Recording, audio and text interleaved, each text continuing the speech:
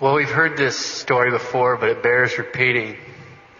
We know about it because the man to whom it happened wrote it down, as did that great father of the church, St. Gregory Nazianzen. The Empress Eudocia wrote about this, and there are at least 2 other contemporary books written about this event. Short versions can also be found in the old version of Butler's Lives of the Saints or in St. Alphonsus' book on the victories of the martyrs. Cyprian was born in the 3rd century in Syria. To say he wasn't raised in a good Catholic home is to put it mildly. As an infant, he was consecrated by his parents to the devil. He's brought up and trained in the mysteries of idolatry, astrology, and black magic. He traveled to Greece, Macedonia, Egypt, Babylon, and India, all with the explicit intention of becoming a master in the black arts.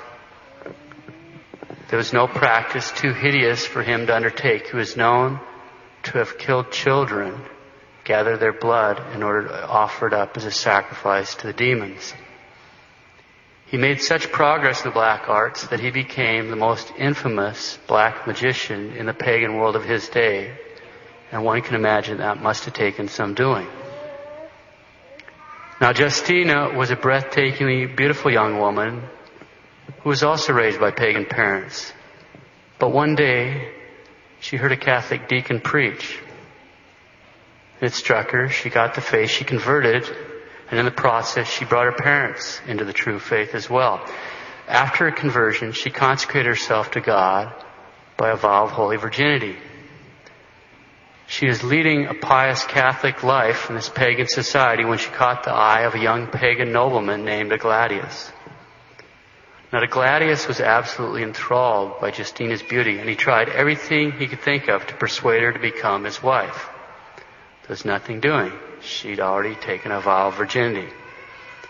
Attempt after attempt met with complete failure.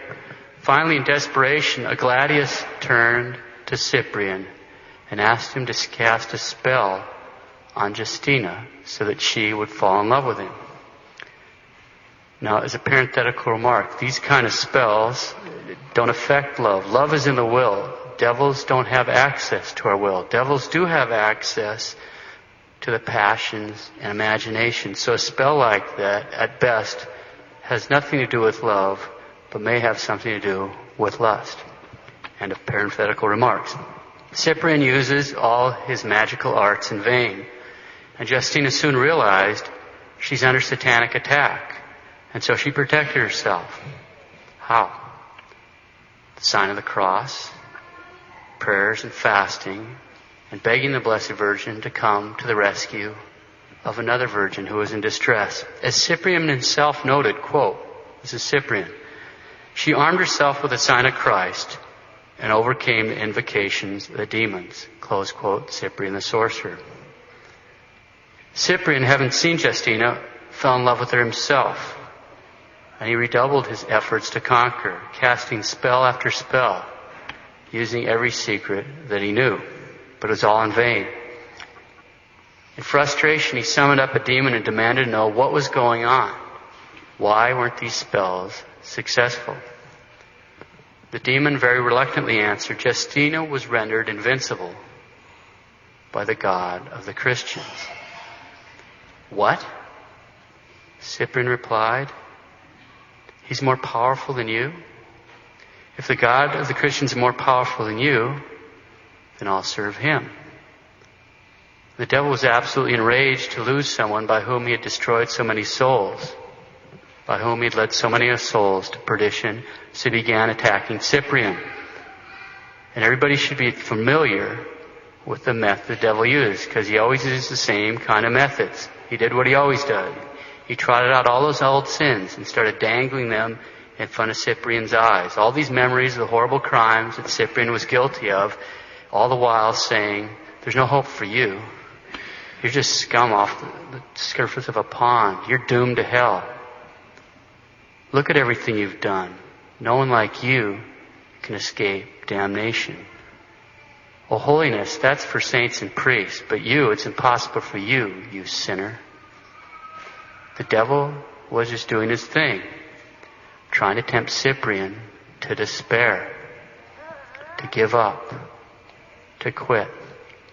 But in the midst of all this, Cyprian received an inspiration to visit a former schoolmate of his, a man named Eusebius, who during the years that Cyprian had been studying infernal arts, had been studying something quite different.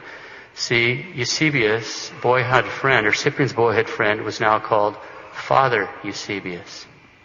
And Father Eusebius guided Cyprian in his conversion. Early one Sunday morning, Father took Cyprian with him to see the bishop and the priests who were singing the divine office of lauds. To say that the bishop and other clergy were astonished to see this sorcerer in the company of a priest coming to lauds is to put it mildly. The bishop had very grave reservations about the sincerity of Cyprian's conversion, but the next day, when Cyprian brought all his magical books and items and burnt them before the bishop's eyes, gave away all his belongings to the poor, and enrolled himself as a catechumen, the bishop realized he was serious. After a very thorough catechesis, Cyprian was baptized and confirmed by the bishop. St. Gregory Nazianzen, in that Doctor of the Church, writes of the incredible change in Cyprian, how he became so humble, so modest, so edifying and serious about holiness, about loving God and despising the riches of the world, and how he converted so many other idolaters. He begged to be given the permission to sweep up at the church. Over time, he became a doorkeeper. Then he was ordained to the priesthood. And he wound up being consecrated as a bishop. Cyprian the Sorcerer, a bishop. Now, when the persecution of Diocletian broke out, Cyprian was rounded up and taken to the governor of Phoenicia in Tyre. And his divine providence had it, Cyprian, the bishop, a former sorcerer who, because of the example of the beautiful Virgin Justina, had turned away from a life of total depravity and crime, this evil, evil life, had turned away from that and embraced the true faith. Cyprian the bishop was sent to the governor for the crime of being a Catholic, and ended up in front of the same judge on the same day as another Catholic, the Virgin Justina. She was scourged terribly. He was torn with iron hooks. They were both sent in chains to Nicomedia, where Diocletian was residing. After Diocletian read the letter from the governor of Phoenicia, he ordered their heads to be struck off. As they were being led out of town for the execution of the sentence, another Catholic spoke to Cyprian, and for this was beheaded with them on September 26th, 304, 1,701 years ago tomorrow. Their relics are now in the Lateran Basilica in Rome. Cyprian got to join this woman that he loved in death and in heaven. Saint Cyprian the Magician and Saint Justina enjoying eternal happiness together in heaven. And there's a lot of lessons we can draw from that beautiful story. I'll just mention a few. The more you think of it, the more you'll be able to come up with. The power of the sign of the cross, of fasting, of praying, of the intercession of the Most Blessed Virgin to defeat even the strongest attacks of the devil. The shining example of purity, of this irresistible power that Saint Justina exercised over those men. Modesty and purity in women have an incredible power over men. They're attracted to it, and at the same time they find themselves inadequate in the face of it. A modest woman, a pure woman, a good woman is an examination of conscience to a man. When he looks at her, he gets glimpses. He catches glimpses of the Blessed Virgin shining through her good example. Finally, think about Cyprian.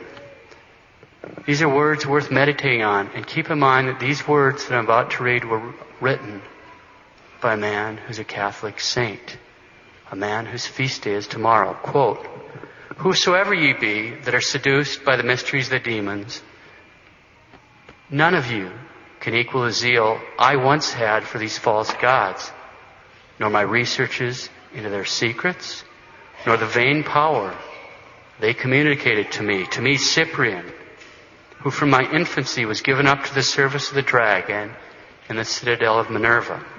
Believe me, I have seen the Prince of Darkness himself, for I propitiated him by sacrifices.